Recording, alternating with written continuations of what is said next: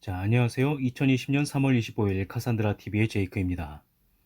코로나19 팬데믹 경제 위기 상황에서 전주시와 경기도를 비롯한 여러 지자체들이 재난 기본소득을 지급하기로 했는데요. 이러한 재난 대응 긴급 확장 재정 정책의 현실 적합성을 살펴보려고 합니다. 그런데 그 전에 기본소득의 개념부터 먼저 정의할 필요가 있어서 오늘은 한국 정부 지자체에서 말하는 재난 기본소득이 진짜 기본소득인지를 알아보겠습니다. 최근에 코로나19가 팬데믹으로 공식 선언된 이후 사태가 장기화될 조짐을 보이면서 특히 유럽과 미국의 확진자가 급증하고 있습니다. 이 때문에 많은 나라들이 국경을 봉쇄하기도 하고 자국 내에서 격리 통제를 실시하면서 경제가 급속도로 위축됐습니다. 실물 부분에서 발생한 경제 위기는 금융 부분으로 전이되면서 실물과 금융 양측면에서 위기가 심화되고 있습니다. 전 세계적으로 금융시장이 큰 충격을 받으면서 달러 가치가 급등하고 신흥국에는 유동성 위기가 찾아왔습니다. 여기에 유가가 폭락해서 위기가 더욱 심화됐습니다. 이라는 팬데믹 공식 선언 초기부터 외환 위기가 터져서 IMF에 구제금융을 신청했죠. 사태는 점점 더 악화되어서 현재까지 IMF에 금융 지원을 신청한 나라는 80개국이 넘습니다. IMF는 이들 나라에게 IMF가 동원할 수 있는 최대 규모인 1조 달러를 모두 동원해 지원하겠다고 공표했습니다. 한국 경제도 작년 하반기부터 확연한 침체 기미를 보였죠. 경기 선행 지수는 최근까지 계속 100 이하로 불황을 가리키고 있습니다. 이 상황에서 코로나19 팬데믹으로 서비스업, 항공해운업, 물류관광업 등에서 특히 타격이 커서 모두들 걱정이 이만저만이 아닙니다. 처음에 조금 안일하게 사태를 바라봤던 트럼프 대통령은 2조 달러, 그러니까 2,500조 원 규모의 경기 부양 패키지 법안을 통과시킬 전망이고 우리나라에서도 100조 원 규모의 긴급 자금을 투입한다고 나섰습니다.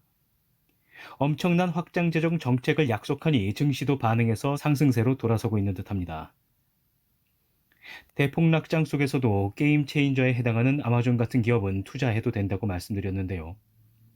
예상대로 아마존과 테슬라의 주가는 훨씬 급등했네요.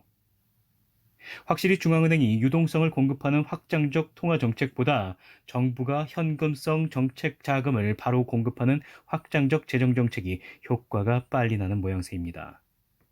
그러나 이러한 확장적 재정 정책을 펼칠 때 주의해야 할 것이 있습니다. 확장적 재정 정책을 집행한 나라의 만류가 거의 대부분 좋지 않았기 때문이거든요. 확장적 재정 정책을 펼칠 때는 먼저 확실한 용처를 정해두고 집행이 돼야 됩니다.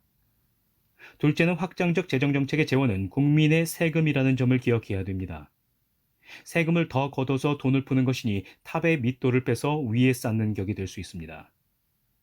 즉, 이후 확장된 재정정책의 재원을 충당할 수 있도록 중장기적으로 긴축 재정이 실시되어야 된다는 말입니다. 이렇게 뼈를 깎는 노력이 없으면 경제가 계속해서 침체될 수밖에 없습니다. 한편 이러한 경제 위기를 타개하기 위해서 지자체들이 앞다투어 재난기본소득을 도입하고 있는데요. 가장 먼저 재난기본소득을 도입한 지자체는 전주시입니다. 전주시는 지난 13일 복지 사각지대에 놓인 5만여 명에 대해 긴급 생활비로 1인당 52만 7,158원을 지급하기로 했습니다. 이어서 많은 지자체들이 재난기본소득을 추진하고 있습니다. 그런데 적합성을 살펴보기에 앞서 기본소득의 개념을 먼저 정확하게 할 필요가 있을 것 같습니다. 전주시와 많은 지자체들이 사용하고 있는 기본소득이라는 용어부터 잘못됐습니다. 기본소득은 원래 신자유주의 국가들이 복지 전달 비용을 줄이기 위해 창안한 제도입니다. 신자유주의가 복지를 극대화하는 정치경제 사상이라는 것은 저번 방송에서도 설명드린 바 있는데요. 잡다한 복지를 지급하느라 공무원도 많이 투입되고 이런저런 비용이 많이 드니까 그 비용을 줄이기 위해 신자유주의 사상가들이 고안한 제도가 바로 기본소득제입니다. 대표적인 사상가가 바로 신자유주의 경제학의 태도인 밀턴 프리드만이고요.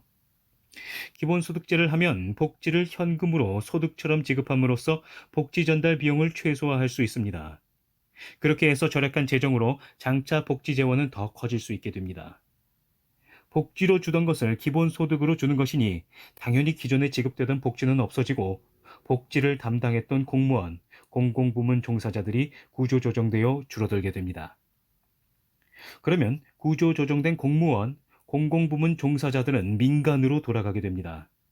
그만큼 사회 전체적인 생산력이 커지고 생산력이 커지니 그만큼 복지 재원이 늘어나죠. 자, 선순환 구조가 이루어지는 겁니다. 현실에서는 지난 2016년 신자유주의 선진국가인 스위스가 1인당 월 300만 원을 지급하는 기본소득제 도입 여부를 놓고 국민 투표를 냈지만 부결됐습니다. 부결 이유로는 재원 마련 방안이 구체적이지 않아서 지속 가능성을 기대하기 힘들다고 보았기 때문이고, 기본소득만 받고 일하지 않는 무위도식자들이 늘어나거나 혹은 기본소득에 무임승차하기 위한 외국인 이민자들이 늘어날 것을 우려했기 때문이라고 합니다. 스위스에 이어서 기본소득제 도입을 시도한 나라가 핀란드입니다. 스위스는 신자유주의 국가지만 핀란드는 사민주의 국가죠.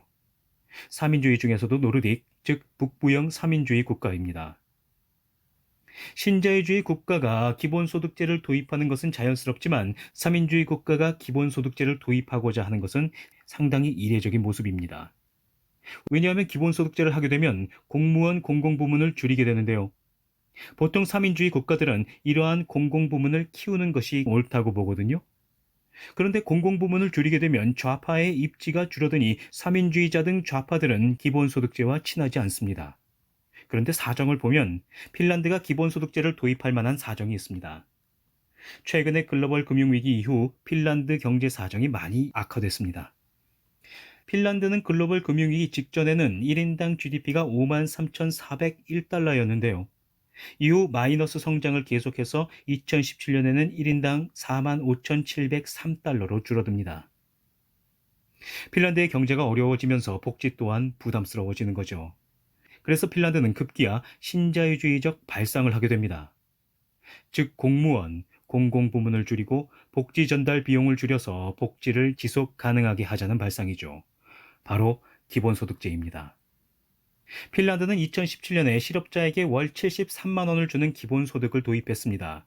실업자에게 주는 기본소득은 복지 전달 비용을 줄이는 것이 아니라 사회적 안전망 전달 비용을 줄이기 위한 기본소득입니다.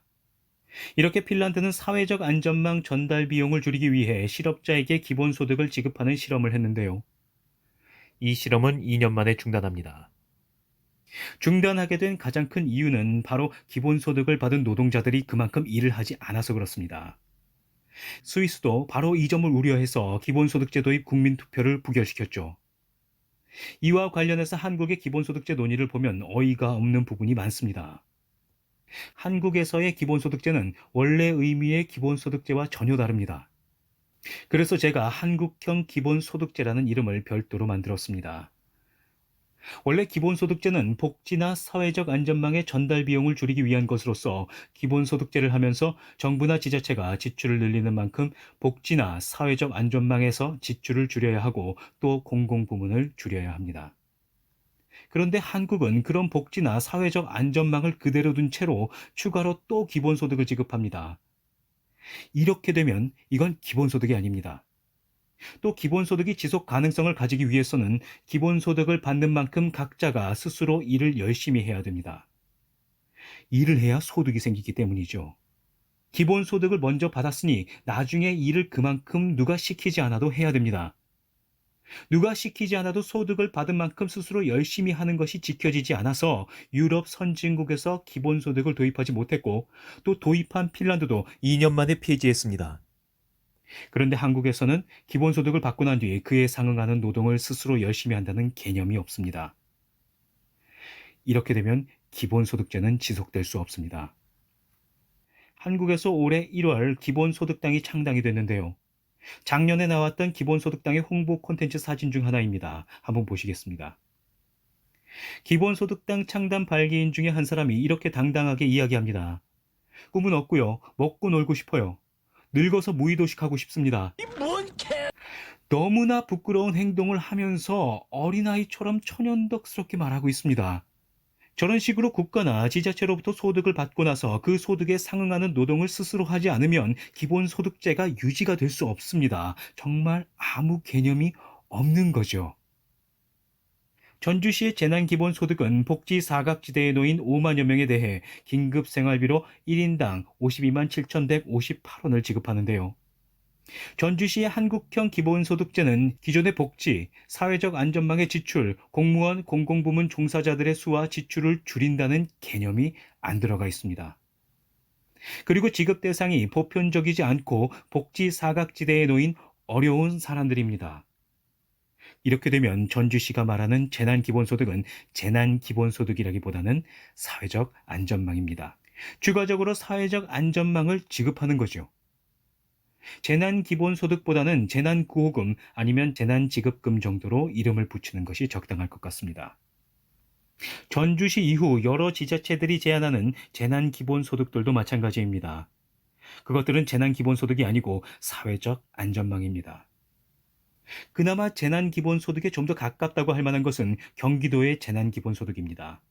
경기도의 재난기본소득은 경기도민이면 모두가 1인당 10만 원씩을 지급받으니 보편적 지급의 성격이 있어 재난기본소득과 유사합니다.